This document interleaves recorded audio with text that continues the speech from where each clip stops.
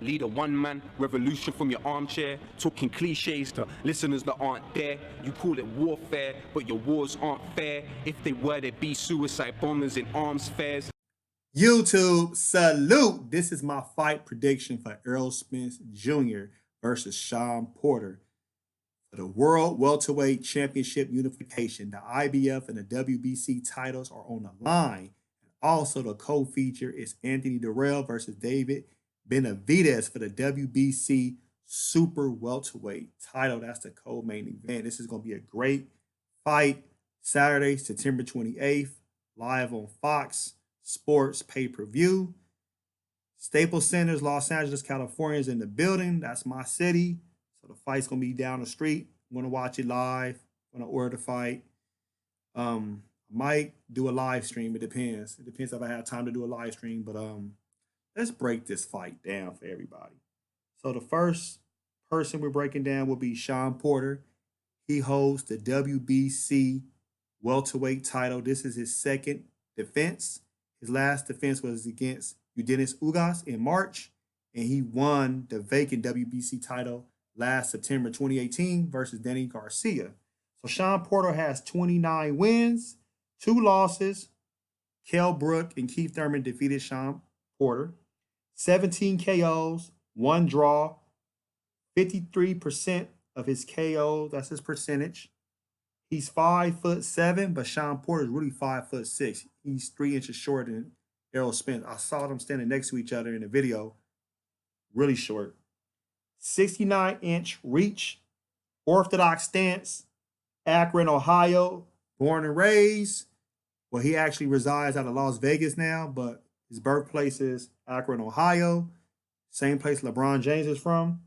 He's 31 years old. He'd be 32 October 27th. Now, let's get into the other champion, Errol Spence Jr. 25 wins, 0 losses, 21 KOs, 84% KO percentage, 0 draws. Errol Spence is 5'9.5", 5'10". He has a 72-inch reach. He has a southpaw stance. He was born in Brooklyn, New York, but now he resides out of DeSoto, Texas. And Errol Spence will be 30 years old January 13th. So let's break it down. Let's start with Errol Spence. He has a high ring IQ, good footwork, an excellent strong jab, decent hand speed and punching accuracy, great body puncher. He's a 2012 Olympian that went to the quarterfinals. He's a 3-time amateur national champion. Shawn Porter, he's been showing you blood and guts and never giving up. He's never been knocked out. He's been knocked down 1 time, and that was a flash knockdown against Adrian Broner in 2015 in the 12th round. He's an all-out attacker. He likes to swarm his opponents. He likes to overwhelm a good counter puncher so they won't get off. He likes to throw flurries in 30 seconds, even if it's towards the last part of the round. And he always comes in excellent shape. Some of the weaknesses I see in Errol Spence, he has a mediocre defense. People want to say, oh, it's a great defense. It's more of an amateurish type of defense, very amateur. You never seen him face as adversity. That's not a weakness, but I'm just saying, I'm just pointing that out. Errol Spence fatigue in the last 5 rounds versus Mikey Garcia in March. I don't know if that's something to do with the weight, as far as it's time for him to move up to 154, or did he overtrain, or because he always loses 35 to 40 pounds every fight when he comes to fight. So losing 35 to 40 pounds, that can actually catch up to you, because even Nazim Richardson said that before, and one of my MMA coaches told me that a long time ago. Errol Spence has a problem fighting on his back foot. Even when he's going backwards, he doesn't really like to fight on his back foot. He doesn't like punching through punches. So Errol Spence only throws punches when he can get off. If somebody's throwing punches at him, he's going to block up. Shawn Porter, some of his weaknesses. He throws wide punches that's easy for him to get countered.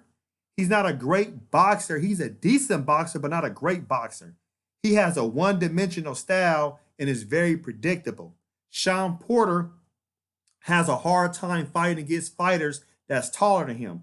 Yes, he fought and defeated Demetrius Bubba Andrade, and he also fought Ugas, and he also fought some other fighters that actually made it, like Daniel Jacobs, and they was taller than him, but that wasn't an amateur. This is the pros now.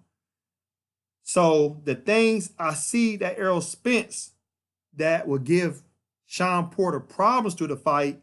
Number one, Errol Spence is too strong. He's a naturally big guy, but even though when he shrinks down in weight, he's very strong.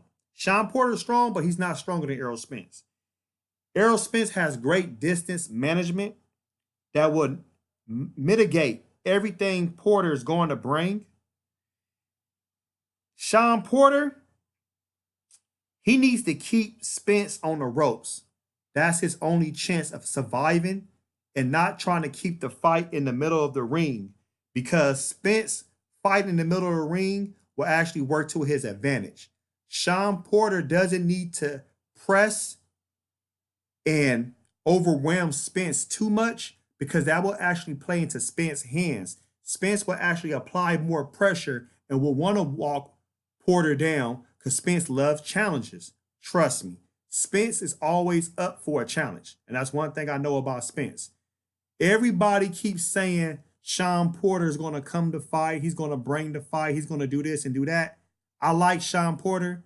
I have nothing against Shawn Porter, but I knew that Errol Spence will win this fight hands down, only because Errol Spence told Terrence Crawford to his face 2 years ago. Excuse me, not 2 years ago, last year. I'm looking for the easy fights, and I want to fight Shawn Porter. Shawn Porter's style, it actually fits Errol Spence, the way he can actually fly through Shawn Porter. Now, would it be an easy fight? I think it's not going to start off easy. I think the first couple of rounds, Errol Spence is going to have to adapt and get used to Shawn Porter, what he's trying to do, because we don't know if Shawn Porter is going to try to overwhelm Spence, if he's going to try to box Spence like he did against Ugas and Danny Garcia, or is he going to mix it up? I believe Spence should not apply too much pressure at the beginning, but actually allow his jab to set up everything, work behind his great right jab, set up the right hook, because that hook is going to be very important, especially to the body. And I guarantee you the straight left going to Shawn Porter's body will help. Shawn Porter needs to make it a rough fight, but don't stay in too much. He needs to use angles. He needs to pivot in and out. He needs to make sure when he ties Spence up, he rough him up and get out. Rough him up and get out. He needs to keep the fight on the ropes. Use his 30-second flurries at the end of the round to actually persuade the judges to give Shawn Porter the round. I think Spence will be able to knock Shawn Porter down twice in this fight. I believe Shawn Porter will get caught around the 6th round and maybe around the 11th or 12th round. I believe Porter will fall down twice. That's the most I see Shawn Porter falling down. Do I see Spence knocking out Porter?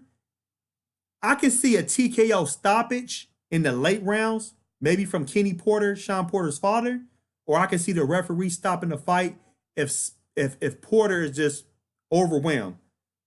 Porter is a warrior, he's a dog, but I don't think he has what it takes as far as Spence having that extra dog and warrior mindset as a Spence, young, hungry lion. Porter's best chance, like I said, is for him to fight in spurts, not allow Spence to get set. Spence cannot knock out Porter cannot knock out a Spence. Maybe a flash knockdown. I don't see that also. Even if Porter was to win on the scorecards, it would have to be like a split decision or some type of controversial decision. But I really believe Errol Spence Jr. would defeat Shawn Porter by unanimous decision. I'm going to say 9 rounds to 3. Yes, 9 rounds to 3, maybe 117, 111. Something around that time, something around that score breakdown. And like I said, my second prediction can also be a TKO late stoppage. That's my fight prediction. If you're going to watch the fight, let me know. Like I said, the fight is Saturday, September 28th in Los Angeles at the Staples Center. Fox Sports pay-per-view. So let me know about your predictions in the comment section. Post your comments below. Hulk smash Black Panther, the like button, subscribe to my channel. Click the bell icon to be notified when I upload new content and go live. If you'd like to support and donate to my channel, I have Venmo, CashApp, PayPal, Streamlabs. Everything's in the description. Until next time, peace.